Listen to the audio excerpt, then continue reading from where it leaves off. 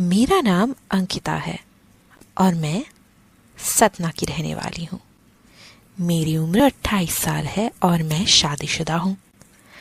अब तक मेरे बच्चे नहीं हैं क्योंकि मेरे पति को बच्चे करने का मन ही नहीं है और वो ज़्यादातर समय बाहर ही रहते हैं।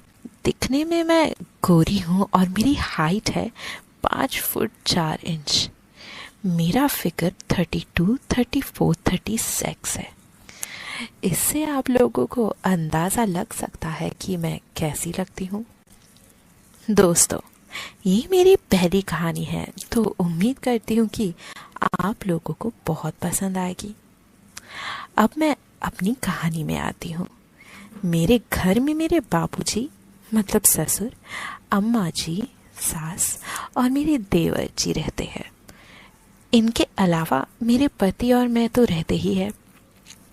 मेरा देवर अभी बहुत छोटा है और कॉलेज में पढ़ाई कर रहा है।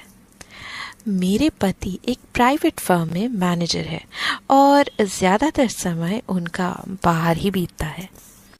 जब मैं शादी होकर यहाँ आई थी तब से मेरे बड़े अरमान थे। मैं बहुत ही उदास रहती थी, लेकिन मेरे पति को इस बात से ज़रा भी फर्क नहीं पड़ता था क्योंकि वो हमेशा काम काम और काम ही करते थे और इस काम के चक्कर में कामदेव चुपचाप रह जाते थे। मुझे तो कभी कभी लगता है कि इन्होंने शादी मुझसे बस घर की नौकरानी बना के रखने के लिए किया है और जब मन किया तब बस बिस्तर में थोड़ा सा गर्माहट ले आए, वरना नहीं। एक दिन की बात है, दोपहर का समय था और बाबूजी और अम्मा कहीं किसी कथा में गए हुए थे। उन लोगों को कीर्तन कथा इन सब चीज़ों का बड़ा शौक था। घर में बस मैं और मेरे देवर मन्नू ही थे।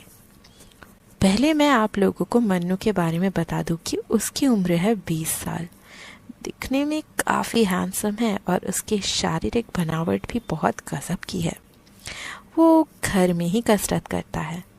मैं दिन के वक्त खाना बना रही थी और मन्नू नहाते हुए गया था। खाने में नमक डालना था तो उसका डब्बा ऊपर रखा हुआ था। मुझे खुद नहीं पता कि कैसे किसी ने इतनी ऊपर रखा हुआ होगा। जब मैं स्टूल के ऊपर चढ़कर नमक का डब्बा निकाल रही थी तभी स्टूल थोड़ी बहक गई और मैं नीचे धड़ाम से गिरी और मेरे मुंह से चीख निकल गई। अम्मा, हाय कितना दर्द हो रहा है, मर गई रे, कोई मदद करो मेरी। मन्नू कहा, जल्दी आ रहे हो? मन्नू कहा, हो जल्दी आओ। मैंने उसको आवाज़ भी लगाई।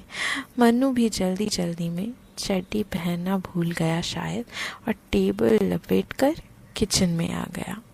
मन्नू ने मुझे उठाते हुए पूछा, क्या हुआ भाभी? तो मैंने कहा, आज तेरी भाभी मर गई मन्नू। ओ जल्दी से कमरे में लेकर चल, मुझे बहुत दर्द हो रहा है मन्नू। उसने मुझे तुरंत उठाया और मुझे कमरे में ले गया। जैसे ही उसने मुझे बेड पर लिटाया तो टॉवल मेरे कंगन में फंस गई, जिस वजह से टॉवल खुल गई।